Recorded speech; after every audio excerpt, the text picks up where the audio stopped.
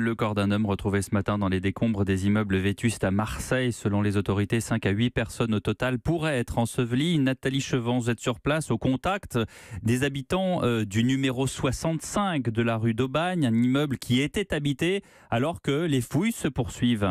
Oui, la pelleteuse est toujours en action, ce qui permet aux marins-pompiers de progresser dans les décombres en grattant doucement à la pelle en surface. Ils s'arrêtent, écoutent, font passer les chiens à la recherche de poches de vie et reprennent les fouilles, le tout sous les yeux des rares rescapés du numéro 65. Cette copropriété de 10 appartements qui n'est plus qu'un amas de gravats, l'immeuble s'étant effondré sur lui-même.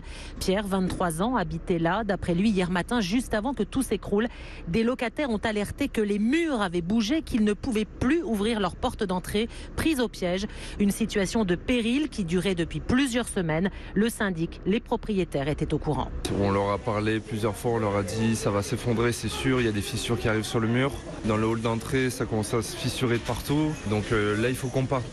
Dès vendredi, on est parti de nous-mêmes parce qu'on voyait des fissures apparaître et on pouvait même plus prendre de douche. On voyait les murs bouger, donc on s'est dit c'est pas possible, donc on est parti. On a déjà vu le syndic, on payait un loyer, des gens qui sont restés enfermés alors que l'immeuble s'est effondré, quoi.